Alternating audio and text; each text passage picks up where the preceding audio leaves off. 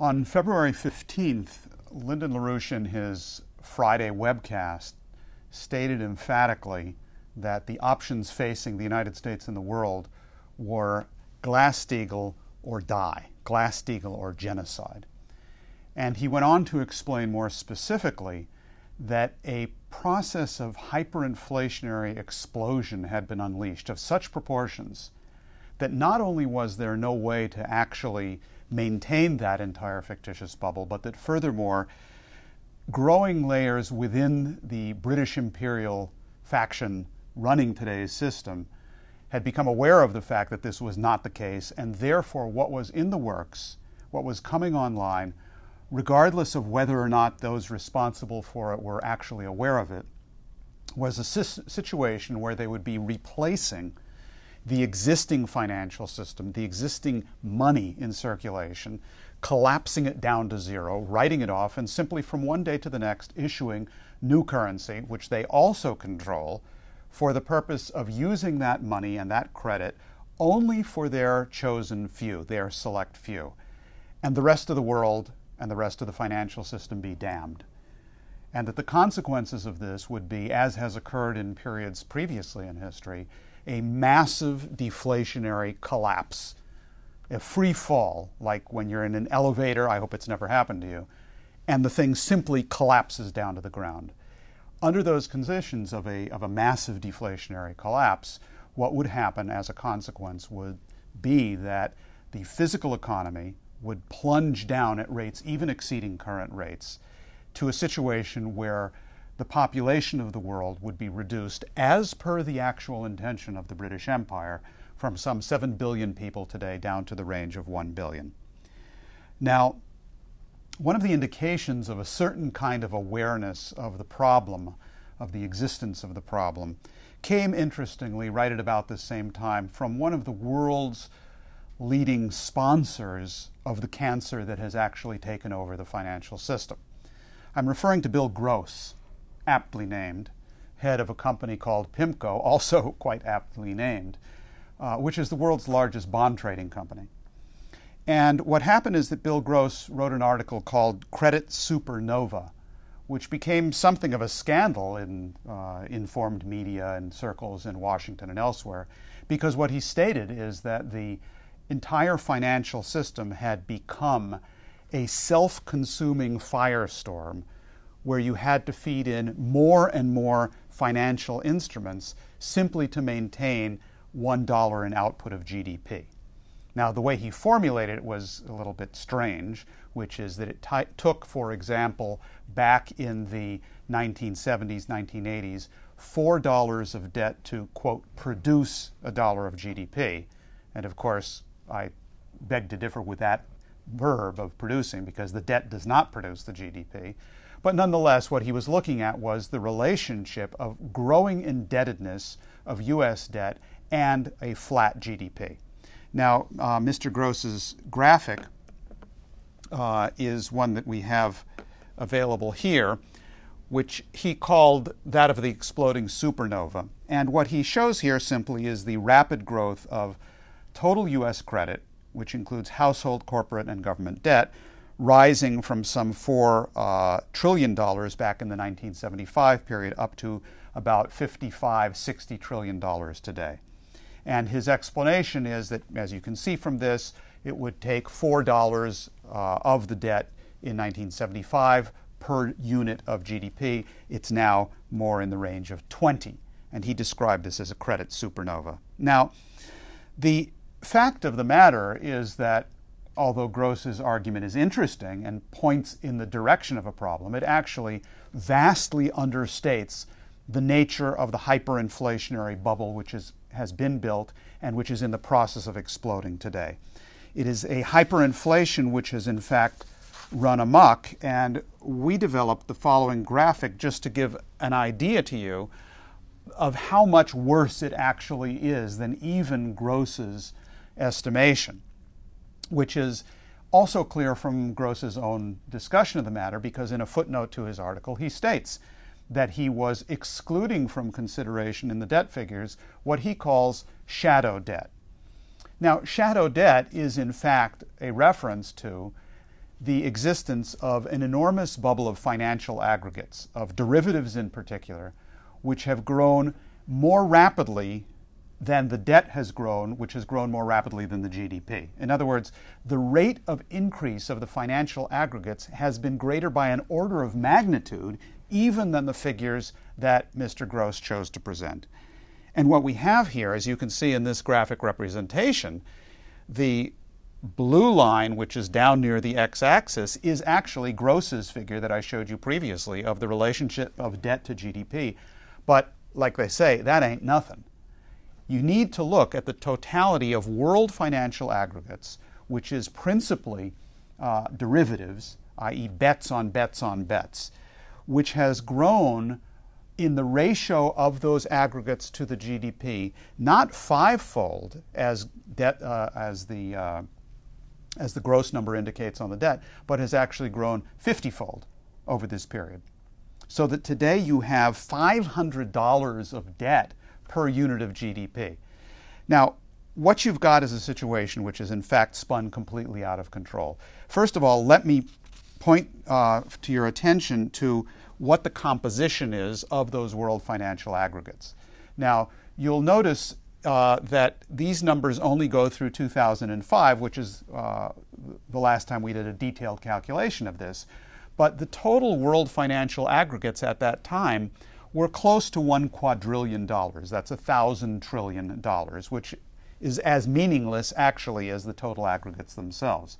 But the point that I want to get to here is that the actual world picture of financial aggregates is not made up principally by the stock market, as overvalued as that is. It's not made up principally by the debt, which is what Gross was looking at, of the United States or of all the countries of the Third World or all of the other direct debt. The lion's share of this whole thing are financial derivatives. Now, what's a derivative? Good question. Derivatives have been described, I believe accurately, as essentially a way to lie and cover up about a loss which you have suffered financially. So that rather than saying, oh my gosh, I'm bankrupt, I can't pay that debt, what you say instead is, no, I'll make another bet to cover that loss in the hopes that eventually I won't have to pay that increased loss coming from the derivatives bet. So another way of describing derivatives is the guy, the perennial gambler who's losing at the roulette table, and rather than pay up and call it a day, he says, no, let's play double or nothing. And he loses again. And rather than having to pay, he says, no, double or nothing. Derivatives are a double or nothing approach to the massive losses which are being suffered throughout the economy. And that is the nature of the financial aggregates which have grown and which constitute the explosive charge of this hyperinflationary situation run amok, which Mr. LaRouche has been talking about. Now, let me just say, the usual definitions of inflation are complete poppycock. It's nonsense. Especially if you've studied economics, it's double poppycock, because what they tell you there is, well, there's different kinds of inflation.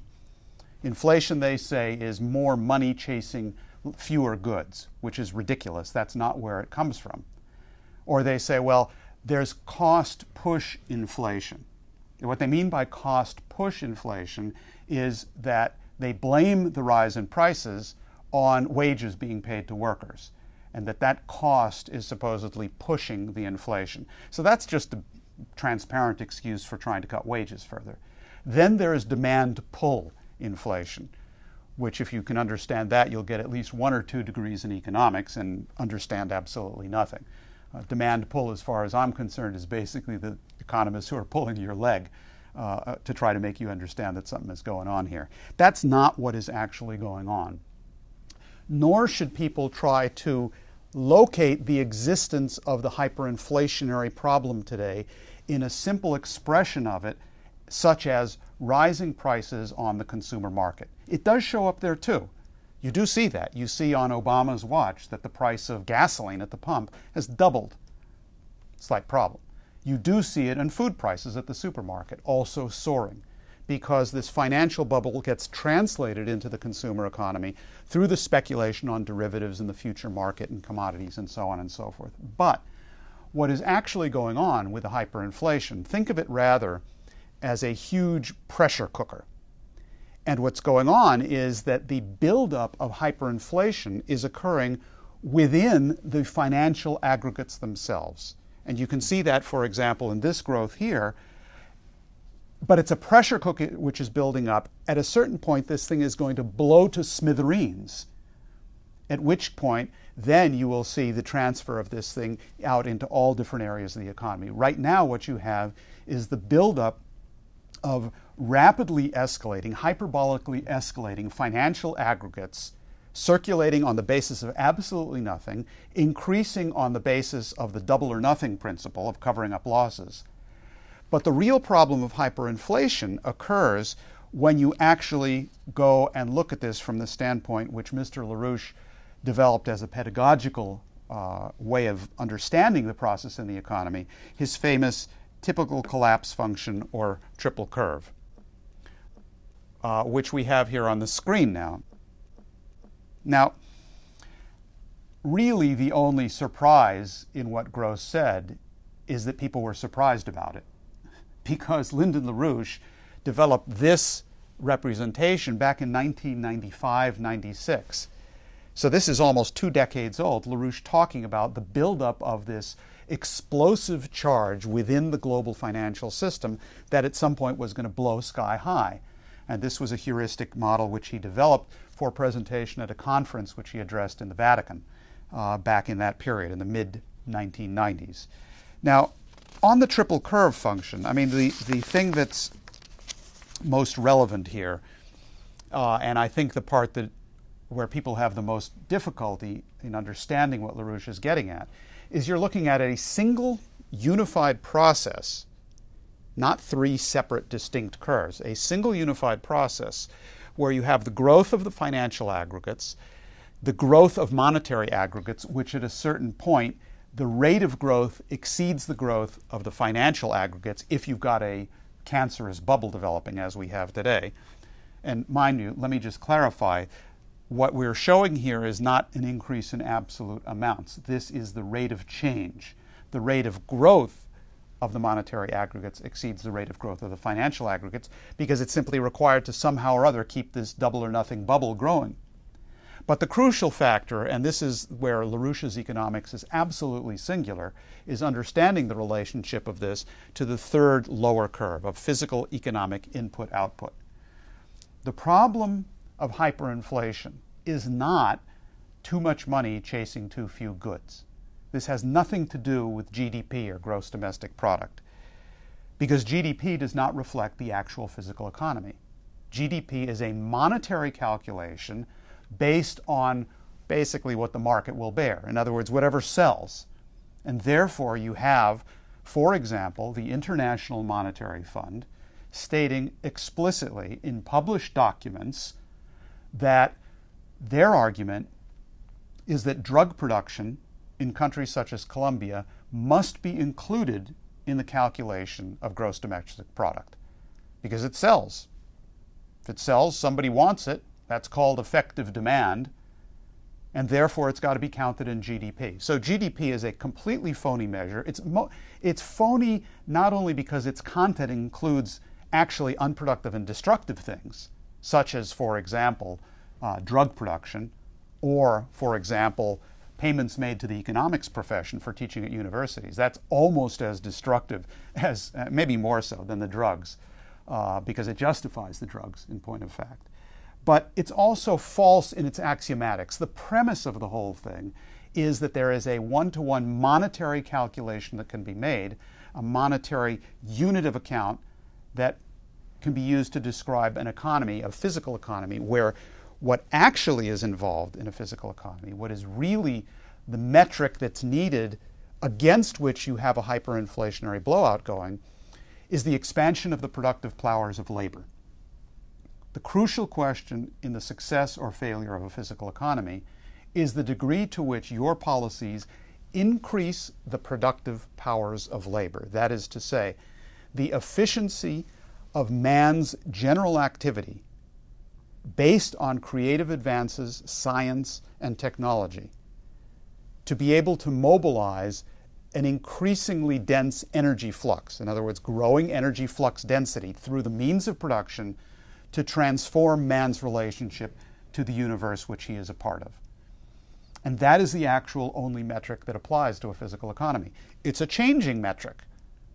This is not a ruler where you can say 1 unit is 1 unit is 1 unit. It changes, and it has to change because you're talking about a dynamic process where the premise of creativity itself changes the entire parameters of the physical economy.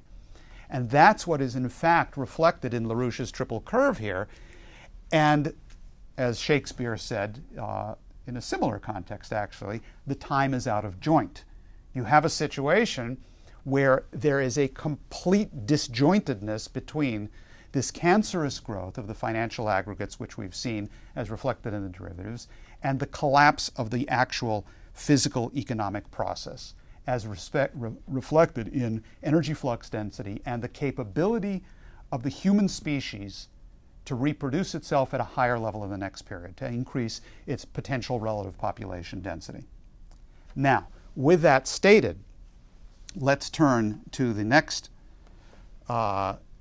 graphic here, which tells you very clearly, it gives you a look into what the hell is going on with this policy of quantitative easing, which has been the policy not only under Obama, but prior under the Bush administration. As with all of the Bush policies, Obama has made them much, much worse. And in this case, quantitative easing, which is also what's being done in Europe through the ECB, what the Bank of Japan is now implementing, the Bank of England, and of course, helicopter Ben Bernanke's policies at the Federal Reserve. Over the 4 or 5 years from 2008, 5 years through the end of 2012, i.e. on Obama's watch, the amount of actual new funds issued by the Federal Reserve and pumped into the U.S. banking system is today over $2.5 trillion. Now, the total bailout was much bigger than that by an order of magnitude. I'm talking about the new money pumped in by the Fed with the argument of, hey, we got to help out the banks because then they'll be able to lend. Because look at what's actually happened. The quantitative easing was $2.5 trillion.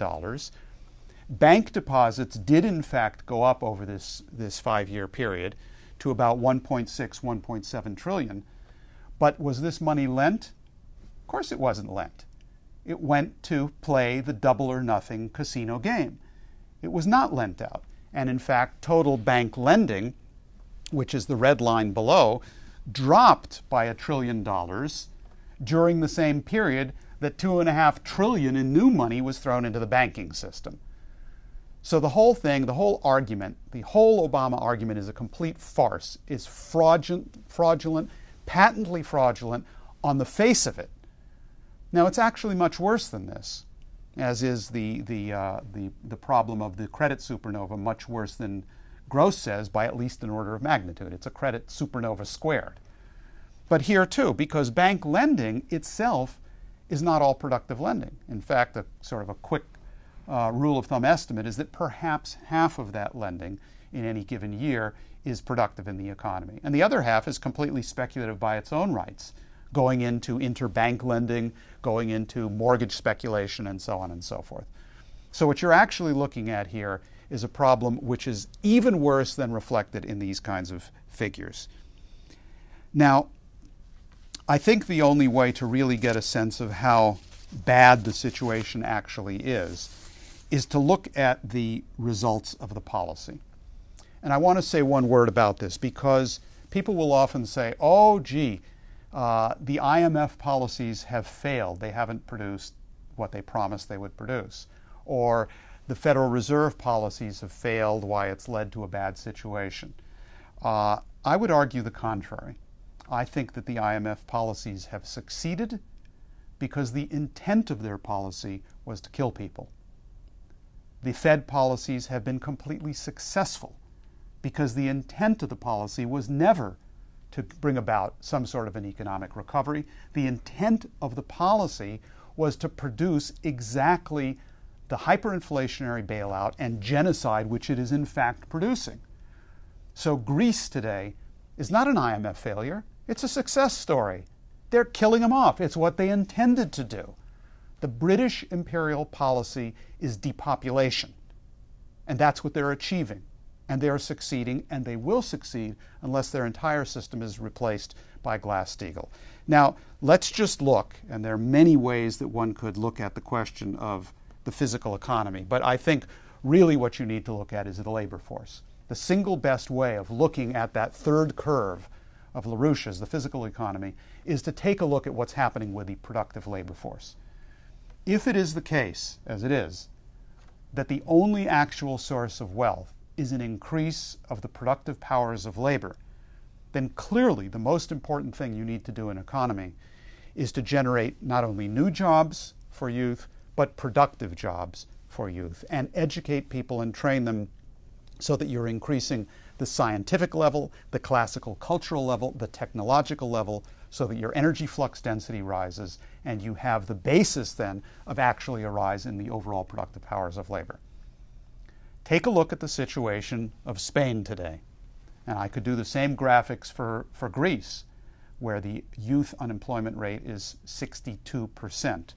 In the case of Spain, you can see what has happened over the last decade or so, a little less than a decade, which is total official unemployment, which is not the actual unemployment, it's much worse, but the official unemployment of the whole labor force is in the blue bar, and that has now risen to about 26% total of the labor force, which is bad enough and horrifying enough. But if you look at what has happened to youth unemployment, you have a situation in Spain where at the end of 2012, over 50% of the youth labor force aged 18 through 24 was unemployed. And the projection is that by the end of this year, that will hit 60%.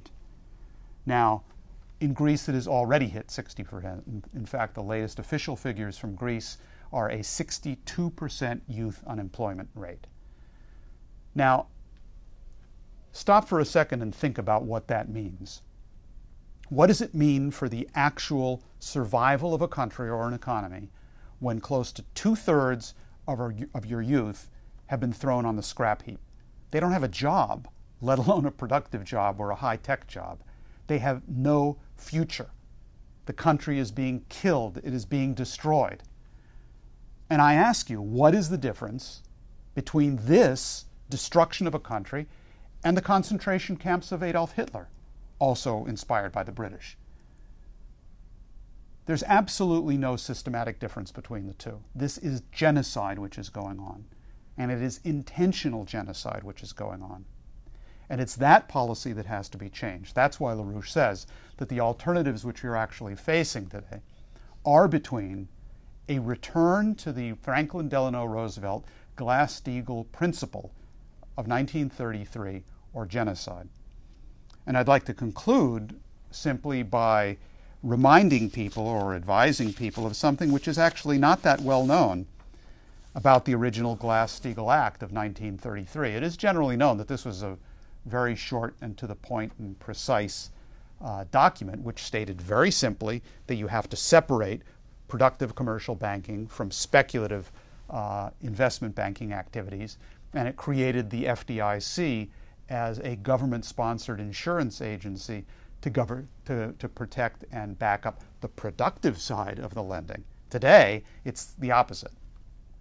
But what has happened with the elimination of Glass-Steagall, and not just the law itself, but the very principle involved in this, is that the floodgates have been opened wide to this cancer. The cancer has taken over. But the original Glass-Steagall law, like our own Constitution, has a preamble. In other words, a summary introductory statement which states in a word, in one sentence, what the entire principle is. And in the case of the Glass-Steagall Act, the very first sentence, which I want to read to you, reads as follows. It says, "An act to provide for the safer and more effective use of the assets of banks, to regulate interbank control, to prevent the undue diversion of funds into speculative operations, and for other purposes." All we need to do is return to that standard, and we can create a new financial system, get rid of the speculative bubble, stop the genocide cold, and create the basis on which we can then construct a credit system to provide credit for these activities, and the great development projects such as NAWAPA to make sure that not only is there youth employment as opposed to unemployment, but actual youth employment in the things that define the human species as uniquely what it is, in science, in classical culture, and in creativity. That's why Lyndon LaRouche says that it is either Glass-Steagall or die.